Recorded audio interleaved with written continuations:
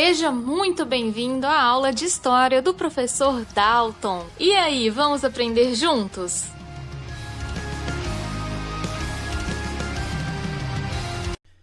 Bom dia, boa tarde, boa noite, começando mais uma aula de História, professor Dalton aqui. Tudo bem com vocês? Como vão vocês? Eu vou bem, e vocês? Pessoal, lembrando, sempre que nós começamos a nossa aula, 2 recadinhos.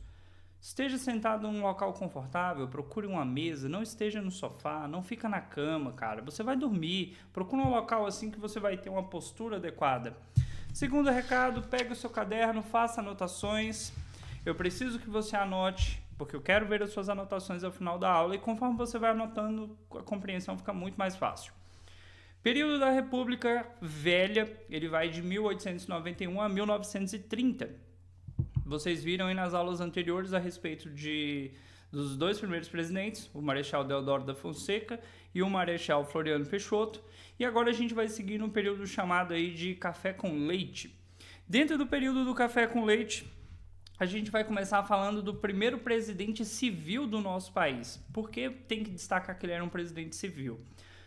Os 2 primeiros presidentes do nosso país foram presidentes militares. Então a gente fala que essa primeira parte da República é chamada de República da Espada, onde a gente teve 2 marechais no poder. Prudente de Moraes, ele já vai ser um presidente eleito pelo povo, né? Você tem uma votação direta aí para ele, né? Direta naquele esquema da República Velha que a gente chegou a comentar em sala de aula, e eu vou falar aqui um pouco mais. E você já tem aí um cafeicultor. Então, esse período de 1894 até o final da década de 30, a gente vai ter fazendeiros, né, pessoas ligadas ao café ou ao leite, de forma meio que indireta aí, questão de São Paulo e Minas Gerais, ocupando o poder. Então, Prudente de Moraes, primeiro presidente civil da República, eleito pelo voto direto, lembrando que só homens acima de 21 anos, alfabetizados, votavam, mulheres não votavam, analfabetos não votavam, membros de ordens religiosas não votavam, pessoas menores de 21 anos não votavam. Então, pouquíssimas pessoas votavam de fato. Ele vai herdar aí uma crise econômica gerada pelo encilhamento. Qual que era a ideia do encilhamento? Você emprestava dinheiro, né? Espero que vocês tenham entendido isso. Emprestava dinheiro para qualquer pessoa que falasse assim, vou abrir uma fábrica no Brasil. Vou abrir uma indústria, por que não? Só que com que garantias você vai emprestar esse dinheiro? Hoje, se você for no banco, o banco vai querer garantias. Tá, beleza, você vai pegar esse dinheiro aqui, mas como você vai me pagar? Se você não pagar, eu vou te cobrar juros, eu vou ter que receber de alguma forma. Então, o encilhamento não deu certo, ele acabou assumindo uma crise financeira muito grande, o que gerou um certo descontentamento por parte da população, até porque ele teve que largar a ideia de industrialização, que era uma ideia que vinha desde a época do Barão de Mauá, década de 50 do século anterior, até mais ou menos 1910, que é quando de fato o Brasil começa a se industrializar. Ele também passou por alguns problemas territoriais, né? A gente tem aí parte do Rio Grande do Sul, que vai gerar um transtorno para o Brasil, de novo. Você tem uma parte referente ao Acre e outras regiões do norte do país que também vão gerar problemas. Porém, ao contrário de outras épocas onde o Brasil entrou em guerra, a gente vai ver aqui um movimento mais ligado à diplomacia, com o Barão do Rio Branco. Se você já ouviu falar de diplomatas no Brasil, você já ouviu falar sobre o Instituto Rio Branco, onde eles vão formar essas pessoas para diplomacia, para negociação, para evitar guerra. Guerra não é bom para ninguém, beleza? Fique bem claro isso. Então, no Brasil, já nesse finalzinho do século XIX para o início do XX, a gente tem aí essa busca pela diplomacia. O Brasil sempre é um país que está tentando não estar nas guerras, o mínimo possível. A gente vai ter restabelecimento de relações diplomáticas com Portugal, né? E isso é importante, porque lá no início do século XIX, quando o Brasil se tornou um país independente de Portugal, isso já gerou um descontentamento. Com a proclamação da República, tirando daqui uma pessoa que era filho de um português, que governou o país durante todo... gerou outro descontentamento. Então, assim, ele passou por essa primeira fase de governo por várias situações complicadas, né? Foi conturbado. Coçou. Voltando. Então, a gente tem aí uma série de insurreições, né, nesse governo ainda, muita gente insatisfeita com a república que queria a volta da monarquia, pessoas que não concordavam com a república, pessoas que não concordavam com o governante da república. A gente vai ver nas aulas da próxima semana vários movimentos que aconteceram no começo da república contra o governo, sejam movimentos religiosos, sejam movimentos sociais, pessoas que não concordavam com esses governos e que de uma forma ou outra geraram essas insurreições. Grava esse nome aí. Negociou também o fim da Revolução Federalista, né? Onde você tinha parte dos militares que não aceitavam esse governo e por conta disso se rebelaram. Você tem muitos conflitos que foram deixados por Floriano Peixoto que foi violento e muitas vezes contra os revoltosos. Então, assim, o Brasil passou por um turbilhão de coisas no começo da República por conta de decisões tomadas por presidentes, que nem todos ficaram no poder até resolver esse problema. Aqui, a questão de Canudos, a gente vai destacar mais para frente, mas aqui você tem uma questão religiosa também, que vai ser envolvida, um fator messiânico. Então, assim, o começo da República do Brasil é bem conturbado.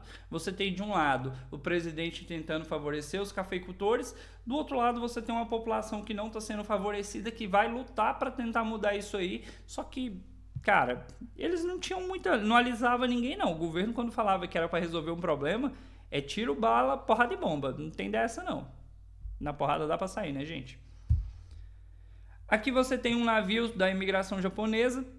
O Brasil, no início da República, ele vai receber muitos imigrantes que começaram a vir na metade do século XIX. Em 1850 para cá, o Brasil recebeu muita gente. Entenda, vieram primeiro italianos, alemães, holandeses, primeira galerinha que veio para cá.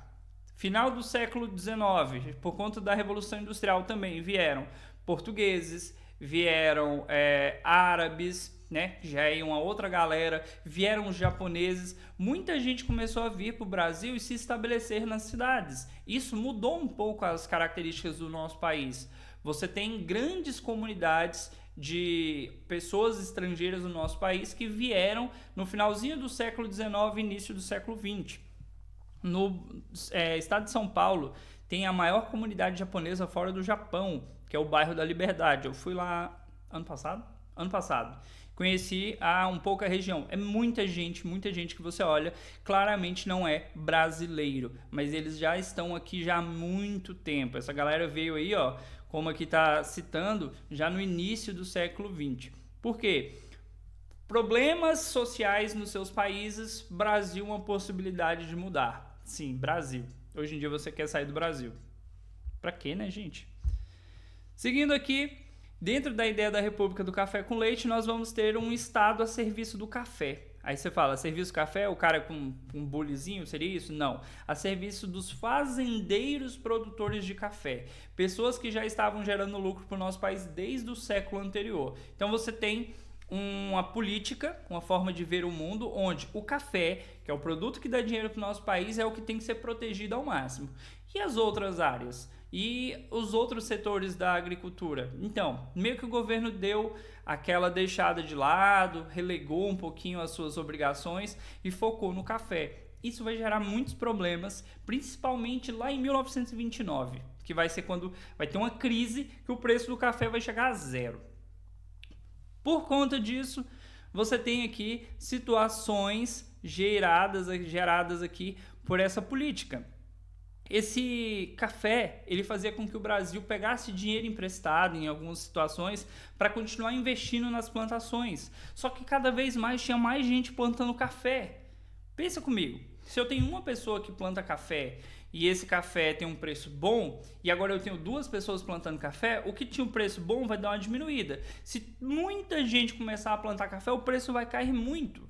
Para evitar que isso acontecesse, o governo vai criar sistemas econômicos aí, que a gente vai citar ainda nessa aula, para tentar evitar esse prejuízo. Uma das medidas vai ser o Fundo Loan, onde o governo vai emprestar dinheiro, né? Vai pegar esses empréstimos aí para que simplesmente as pessoas continuem produzindo.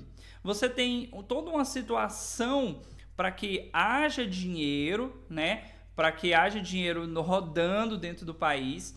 Lembrando, o Brasil sempre que precisa de dinheiro vai pegar com a Inglaterra, isso vai gerar uma dívida externa cada vez maior para o nosso país, simplesmente para salvar, preste bem atenção, os fazendeiros cafeicultores. Então, isso vai gerar todo um transtorno no nosso país, isso vai gerar toda uma medida catastrófica, desde lá do encilhamento, né, que foi uma tentativa de recuperar a economia, vai ser gerada pelo Fundilô, e a gente ainda vai falar do convênio de Taubaté, que vai ser uma outra situação. Gente, o Brasil chegou a comprar café e jogar fora. Comprar café, o Brasil comprava o café do cafeicultor e teve que jogar fora, porque café estraga. Simplesmente para que esses fazendeiros, que eram apoiados pelo presidente, não fossem desfavorecidos.